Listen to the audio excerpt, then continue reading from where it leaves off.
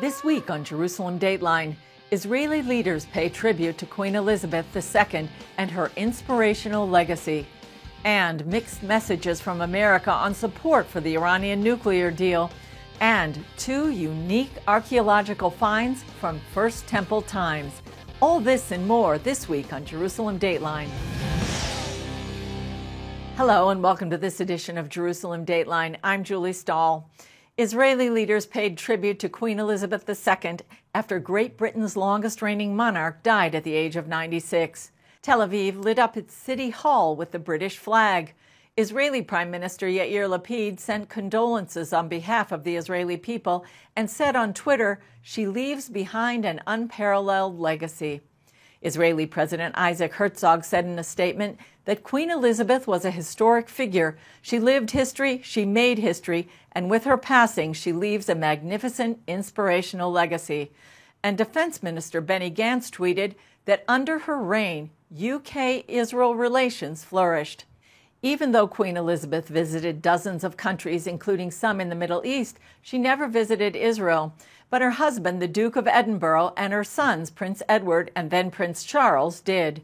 And her grandson, Prince William, made history in 2018 when he became the first British royal to make an official visit to the Jewish state. The royal family has a special connection with the Jewish people. Princess Alice, the mother-in-law of Queen Elizabeth, is recognized as a righteous Gentile for saving a family during the Holocaust. She's buried on the Mount of Olives in Jerusalem. CBN's Brody Carter brings us this look at the life of the Queen. Royal gun salutes, flowers, moments of silence, and heartfelt tributes are among the commemorations in Britain and worldwide, mourning the death of Queen Elizabeth II. Because the Queen was respected around the world. United Kingdom's Prime Minister Liz Truss hailed the Queen as the rock of modern Britain. Our country has grown and flourished under her reign.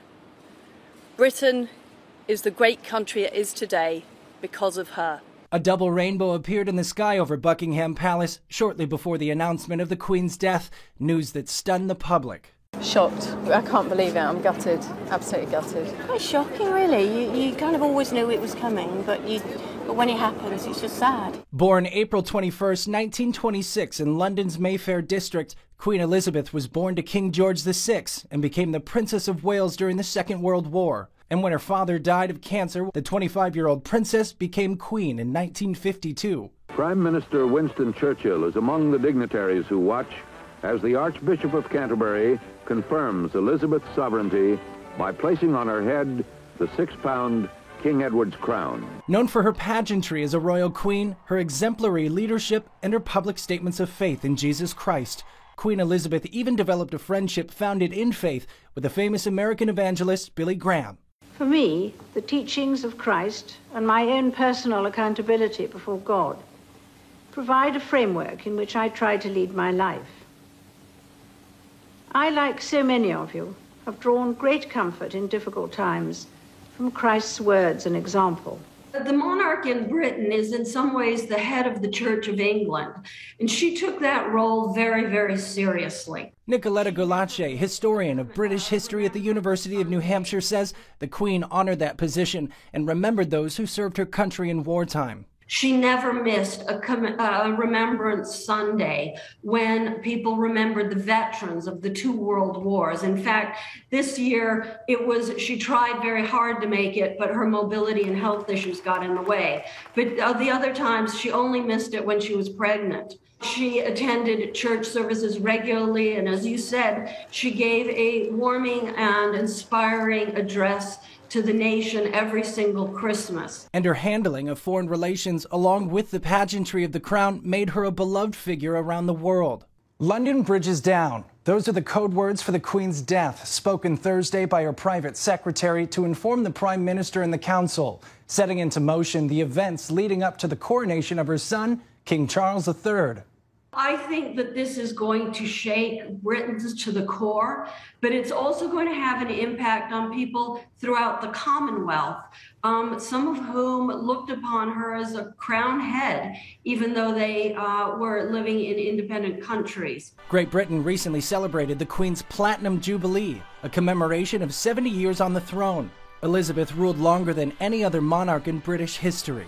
The Queen died at Balmoral Castle, her summer estate in the Scottish Highlands. That's where she's been since the month of July. Her death came shortly after an announcement from Parliament about her failing health, leading to a new monarch on the throne who will have a formal coronation, although he already took the throne upon his mother's death. He is king because the minute the spirit left the Queen's body, he became the king. It is a mystical thing that happens. Britain now begins 10 days of mourning. The Queen's body will be sent by train to King's Cross Station.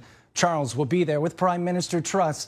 Now, the Queen will lie in state at Westminster Hall, and the funeral will take place at Westminster Abbey. Brody Carter, CBN News. Mixed messages from America on renewing the Iranian nuclear deal are both confusing and frustrating for Israel. The Biden administration says the best way to keep an eye on the regime is through signing a deal, while visiting U.S. congressmen from both parties see another path. The U.S. believes a diplomatic approach is the best solution to this ongoing conflict with Iran, according to U.S. Ambassador to Israel Tom Nides. We would like to obviously extend the JCPOA, but under the terms that the Biden administration has laid out. We get into greater details of that later, but certainly it's an important thing that we care about deeply.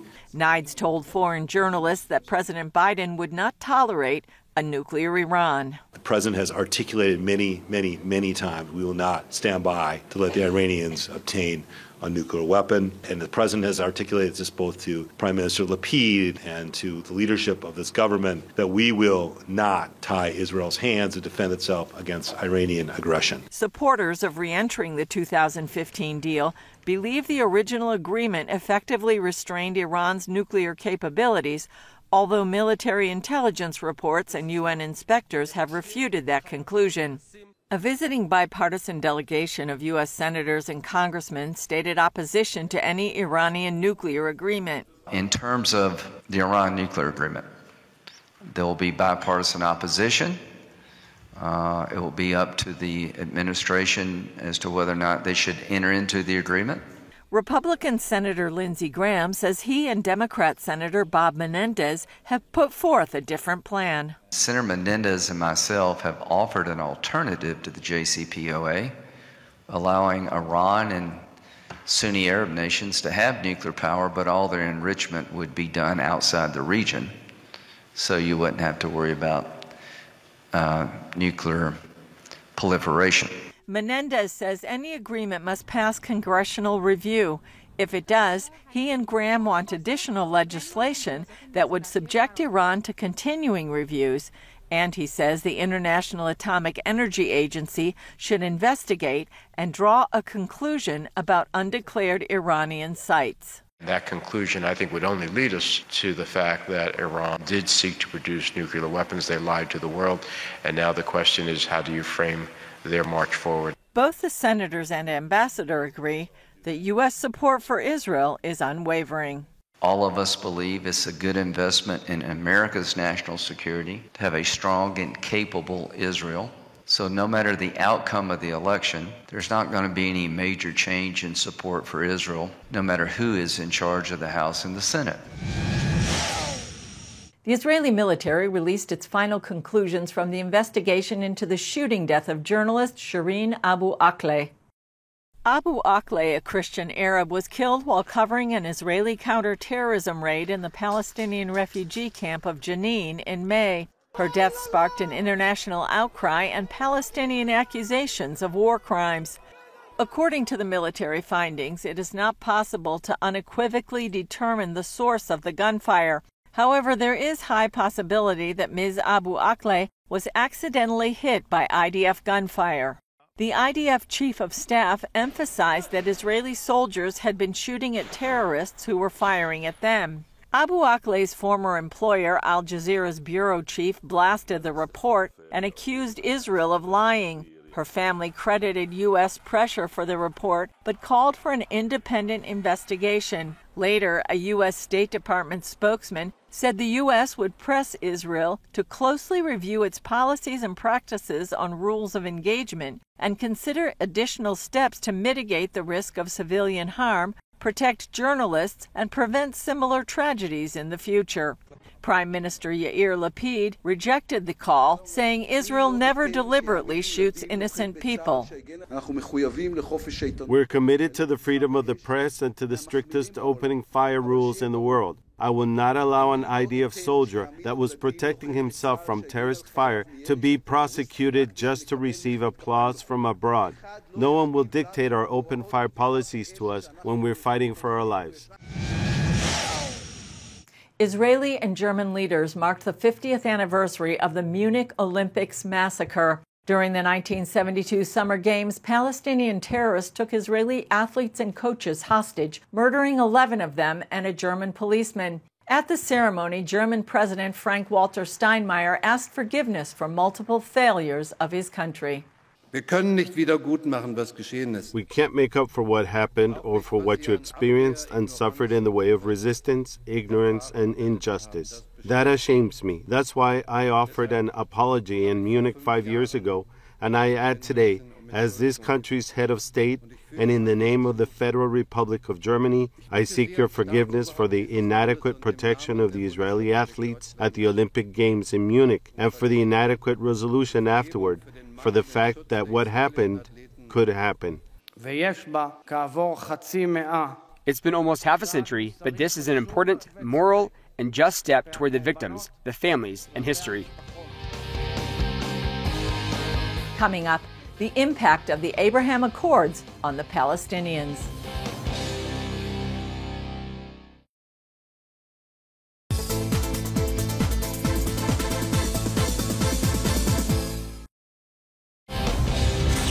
The second anniversary of the signing of the Abraham Accords is coming up.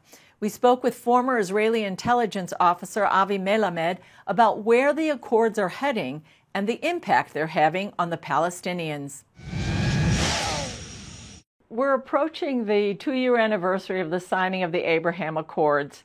Do you think other countries will still join those accords, or do you think maybe they've lost a little bit their momentum? I do not expect other Gulf monarchies like the Saudis, Qatar, Oman, and Kuwait to join in formally.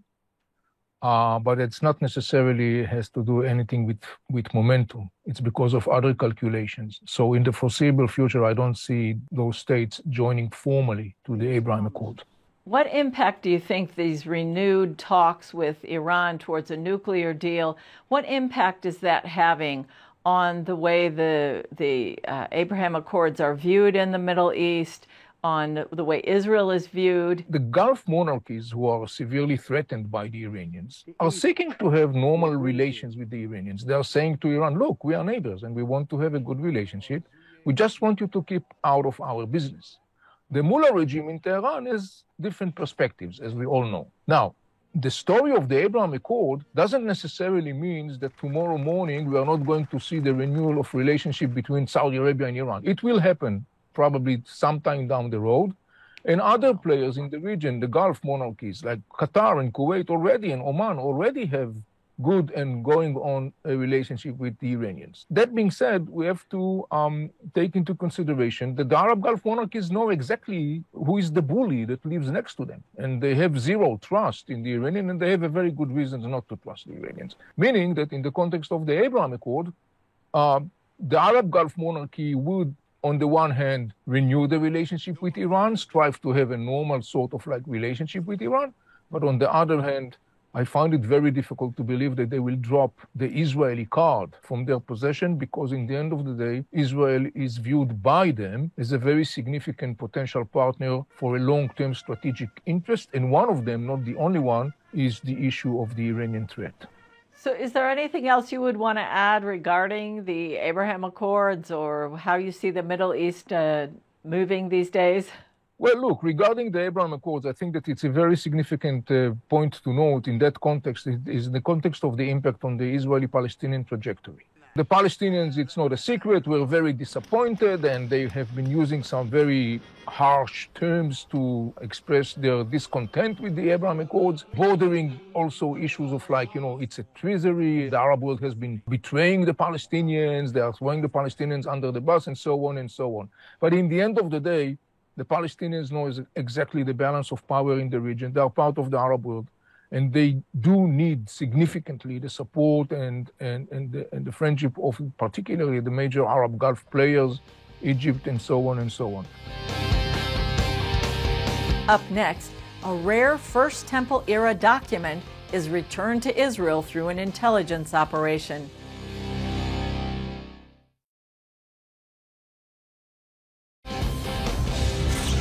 An extremely rare document from the First Temple period has been returned to Israel through an intelligence operation, and everyone is asking, who are you, Ishmael, the addressee on the document? Today, what's been revealed is one of only 3 documents discovered dating to the First Temple period, 3 papyri, which contain documents dating back some 2,600 years. Joe Uziel of the Israel Antiquities Authority says the recently revealed document contains 4 lines of ancient Hebrew script. It's some kind of document written between 2 administrators or officials within the administration. One of them, we don't know his name, he's the sender, but the receiver's name is Yishmael because the letter notes Le Yishmael, to Yishmael, and then he's asked or ordered, depending on how you interpret it, to send some sort of commodities. The bottom of the papyrus is missing, so the commodities are unknown. As to why it's here, fast forward thousands of years.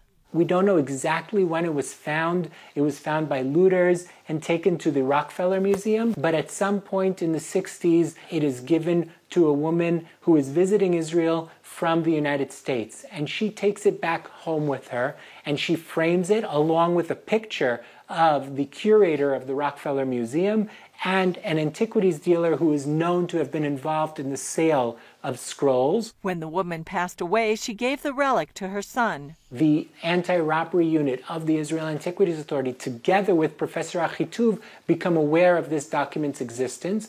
They create a connection with this person in the U.S., who then comes to visit our unit here of the Israel Antiquities Authority and the laboratories, and is convinced that this is the place to keep this document. 2 other papyrus documents tell their own stories of that time period. The one being unveiled right now is the first one found, which actually is an interesting document because it has 2 layers of text. It's called a palimpsest. So the original layer of text was written, and that at some point in time it was erased in order to recycle the papyrus and use it once again to write a second layer of text. The second papyrus is like a receipt. This is another papyrus describing the sending of wine from Me'arata, a site somewhere, we're not exactly sure where, to Yerushalema, to Jerusalem. And this is the earliest mention of Jerusalem in ancient Hebrew script. All 3 ancient relics come from the Judean desert, where the dry climate preserved them. Repatriating the Ishmael document is part of the Israel Antiquities Authority's process to prevent illegal sales and further plundering of cultural heritage. Still ahead, another unique archaeological find from First Temple times. Thank you for watching Jerusalem Dateline. We're committed to providing you with unbiased reporting from the Holy Land. Through weekly broadcasts, podcasts, and online media, our vision is to reach millions around the globe with the true story of what's happening in Israel and the Middle East, all from a biblical and prophetic perspective. This is a big vision and is only made possible by the generous support of people like you. Call us toll-free at 1-800-700-7000 or go to cbn.com/Jerusalem Dateline and make a donation that will help spread the light of truth about Israel throughout the world.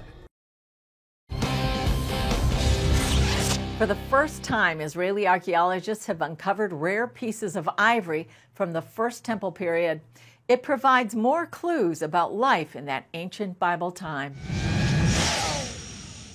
These decorative pieces help experts continue to put together the historic puzzle of Jerusalem from more than 2,500 years ago. We found a complete corpus of small ivory plates, inlays that used to decorate large wooden furnitures, for example, beds or doors or something like that. It's the first time that are found here in Jerusalem or in Judea. The discovery of some 1,500 tiny pieces happened at the sprawling City of David dig site in the ruins of a large palatial building that would have been in use as far back as 800 BC. And it means that Jerusalem was an important city, that the elite of Jerusalem were people of high rank, important enough to communicate with their peers at the elite of Assyria and other places in the empire. Israel Antiquities Authority archaeologist Yiftach Shalev says the items were most likely made outside of Israel. It's a very delicate art. You need to remember that ivory is most probably one of the most prestige and most expensive items in the world, more expensive than gold. And only few people knew how to work with it. Shalev says it's not clear how the ivory pieces arrived in Jerusalem. They might come as part of trade, or even more likely came as gift between peer polity interaction. Maybe one of the elite families in Assyria gave these as gift for the local elites or something like that. Shalev says the structure where the tiny fragments were discovered is historic in its own right. We're digging one of the largest structures from the First Temple period ever to be found in Jerusalem. It had 2 stories. We found the house destroyed. It was burnt in huge fire, most probably during the destruction of Jerusalem by the Babylonians in 586 BC. Archaeologists also found seals in 15 broken jars that contained wine spiced with vanilla. Given these discoveries, Shalev says, it's clear the residents were part of elite Jerusalem and well connected to the royal family. That's all for this edition of Jerusalem Dateline. Thanks for joining us. Remember, you can follow us on Facebook, Twitter, Instagram, and YouTube.